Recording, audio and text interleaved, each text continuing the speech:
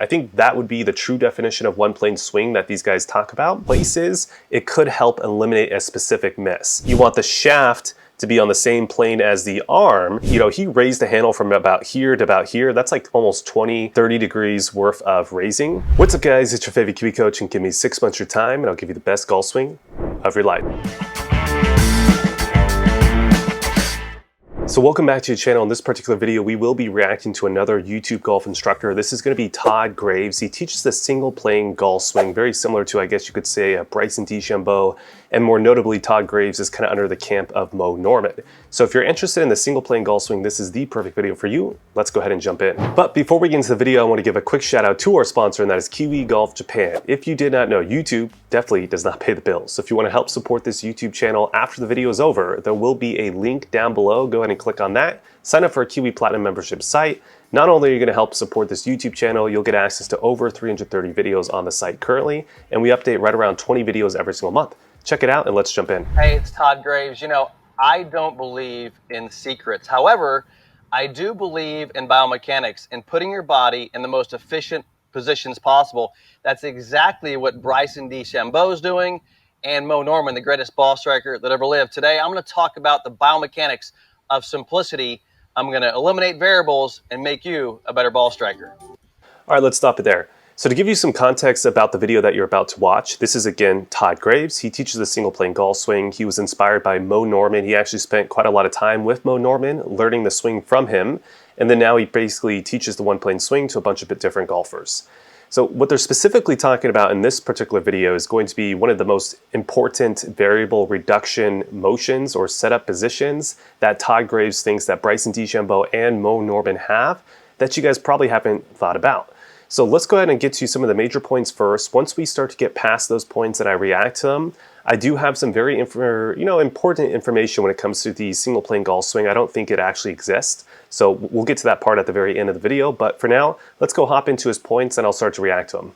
Hey, you know, I don't believe there's secrets to the golf swing, but I do believe that there are positions you can put your body that eliminate variables. What I mean by that is the golf swing's moving quickly. You're moving your body rotationally. Can you put your body in a way which has less chances of having variability? Let me give you some examples. All right, let's stop it here. So this is definitely a very popular topic at this current time, just because, you know, Bryson DeChambeau has become so popular, kind of talking about this in-range of motion or eliminating variables. And for the most part, you know, I really agree with it. I think that trying to eliminate a lot of the variables that amateur golfers have at their golf swing is great, because amateur golfers typically are notoriously known for having too many moving parts. To give an example of that, let's say on the takeaway, the club head moves too far inside, then it moves too close to head, then it moves way behind the hands, then it moves right out towards the golf ball, right? That would be wobbliness. You have quite a large range of motion that the club head is traveling through that section I just discussed, and that would be kind of variables that you would want to eliminate. So what Todd is about to talk about here is he's going to be talking about how can I set up my body in certain positions? How can I move my body to where I'm actually going to eliminate those variables by placing the body at in-range motion positions so that I can then eliminate those variables. Let's get to some of the major points. Examples here. And this is exactly what Bryson DeChambeau is showing the golf world right now with his single plane swing. I get asked the question about Bryson quite often. And the question is there anybody on tour that swings like Mo? Well, Bryson DeChambeau is very similar to Mo Norman. Let's stop it here. So I think a little bit later in the video, we're going to come back to the specific timestamp, so right around 139, and I'm going to break down the two swings because actually I do think they're quite different. Now, I do think the setup is going to be relatively similar, but I do think overall the swings are quite different. And I do argue as well, both these players are not swinging on a single plane, which again, we're going to get into a little bit later in this video, but I don't want to take away from his parts because I do think there's some really interesting, valuable parts. Let's get to those. Norman. There's a lot of things that are great about his swing that I love, and there's a few differences, but there's the main variable that both Bryson and Mo have in common might be the most important thing to help you with your ball striking and eliminating a variable. And Bryson talks about this when you listen to him talk about his golf swing. But let me go into it, and I'm going to show you the science of this just a little bit based in biomechanics. Now, one of the things that I believe in and I love about Mo Norman's golf swing and Bryson's swing is how they've eliminated some of the variables when you get to the moment of impact. But I want to All right, let's stop it here. So let's maybe explain what he's talking about there. So when you eliminate variables when it comes to impact, you see a red line that's drawn here, so that you could call this the original shaft line. So at setup, they draw a line through the hosel of the club straight up at an angle. That would be the original shaft line. So part of this is, as you get back into impact, you can note that the shaft is very close to being on that original shaft line. I think that would be the true definition of one plane swing that these guys talk about, which I'm going to break down a little bit later in this video. But also more notably is, what are they doing with their body positions, moving it into in-range of motion positions to be able to get to this position more consistently is more so Todd's main point, right? So let's jump ahead till we start to get to those points. I want to show you some simple things about your body here that explain exactly what Mo figured out. I feel like he said this like 3 times. Just get to the point. And what Bryson is bringing to the golf world right now in the way he displays his golf swing.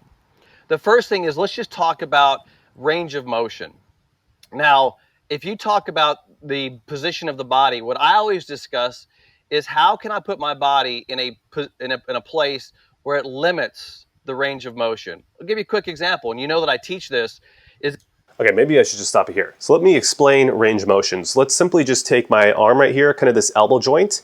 If I go all the way here, that would be the in range of motion that my elbow can move in this position, right? If I go any more, I'm gonna break my arm. I don't wanna do that, right? Kiwi Coach wants this arm to play some golf a little bit longer. So that would be the in range of motion. And then when it comes to the range of motion, it's really the arm can or the elbow joint can go from this position, maybe this angle right around here is maybe the in range of motion on the other side, all the way to here, this is the other in range of motion. So that would be the range of motion for that particular body joint. So what he's gonna start to discuss is, in terms of the Bryson DeChambeau, more Norman kind of model of swing, what are the most important in range of motion variables or body parts that you should be focusing? That's what he's going into right now. Is that when the lead knee is flexed and the foot is down, it limits the range of motion of the pelvis. And actually, I apologize. I don't think this will be one of his major points, but I don't think this is the first major point that he really wants to go over. He's actually going to talk about setup, but let's just play this through anyways, just so you guys can hear this, because I think this will be another one of his major points a little bit later. But let's continue here. That's right. So just by doing that, I've created a limit. Well, why are these limits so important? Well, if I create a limit, doesn't that reduce variability? For example, if I lift my foot, that increases how much my body can move. If I straighten my leg, it increases how much my body can move. And specifically when he's talking about how much his body can move, he's talking about the amount of pelvis rotation and then in turn the rib cage rotation, because the rib cage is attached to the pelvis, so the pelvis can rotate more. The rib cage can also kind of follow along, right? So what he's talking about there is, when it comes to kind of in range of motion, specifically around impact, if you can keep this lead knee flex at a specific angle, it's going to limit the amount of pelvis rotation, more so in an opening, so kind of opening relative to the target line. And that's going to potentially eliminate variables. Again, this is his opinion, not mine, but that's exactly what he's talking about right there. Move. So if I can put the body into a limitation, then I can become more consistent. That makes a lot of sense, right? This I agree with the correct context, right? So relative to kind of what your typical issue is and what you're struggling with, if you can put the body in certain places, it could help eliminate a specific miss. Now, I'm under the camp that completely eliminating a specific miss might not always be the best case. It could be helpful for a specific player who's had a chronic issue for a long period of time, just so they can see the opposite, but maybe long term that might not be the best approach. But again, within context, I heavily agree with the statement that he just said. Right? But one of the things that Bryson and Mo did had to do with the lead wrist and lead arm. And this is... Okay, so this is the major point of the video, right? So he's talking about specifically setup and what they're doing with the lead arm, where it's kind of rotated, as well as kind of the shoulder as well, and then also kind of what is the wrist set in what fashion. This will be a really interesting point of the video. Let's get into it. It's really, really important. By the way, this is probably, if you ask me, the thing that really makes them almost exactly the same. Let's go into it. Now, this is called radial deviation. This is when the wrist moves this direction. This is ulnar deviation, when the hand moves that direction. Okay, so he's just giving you a few kind of terminologies that he'll be using just so it's easier for you guys to understand. So if you think about like an upper cocking motion, that would be the radial deviation. If you think about like a down cocking motion, that would be the ulnar deviation. Let's go forward. Now, I'm going to ask you a couple things about your body position. And this goes to your conventional golf swing. So if you're one of those guys out there that's a conventional golfer, you're going to see this and go, Well, I wonder why that's actually going on. So what happens is the conventional golf swing has taught the two plane address. Let me go into that just a little bit here for a second. Two planes is where they teach you to hang the arms below the shoulders, and the arms are hanging down at some level, and then the club is on a secondary plane. Stop it there. So I think you guys get the point, but let me just reiterate real quick. So you can see kind of the arm plane is going to be on this angle, the shaft plane is going to be on this angle. That would be two separate planes. So the whole theory is if at impact, which this is again under his theory, but if at impact you want the shaft to be on the same plane as the arm, if you want that to occur, then why would you set up with this two-plane concept, right? That's what he's about to bring up. Again, not particularly my opinion on what should happen, but this is his opinion. Right? And that's the way golf is taught. The problem with that from a variability standpoint is, number one, that when you swing this club, it's going to try to create a single plane with the arms. However, there's more to it than that. Let me explain that to you, so some of you guys might be confused, and this is actually something I agree with as well. So as you're swinging the club, essentially what happens is the club head is going to start to want to move down on the downswing. The hands are going to start to want to kind of raise. So eventually the shaft and the arm will be on the same plane. Now, what instructors kind of debate about is when should that be, right? Everyone kind of agrees that that should occur, except for, guys like Todd Graves, or more so that single plane type of instructors, they think that should happen at impact, right? So the shaft and the arm plane should be pretty close to each other or on that one plane at impact, where you would say more traditional instructors, they want that to occur, but much later post-impact, right? So that's kind of the debate. So I'm going to get into kind of my opinions again, like I said, at the end of the video on this whole thing, but let's continue.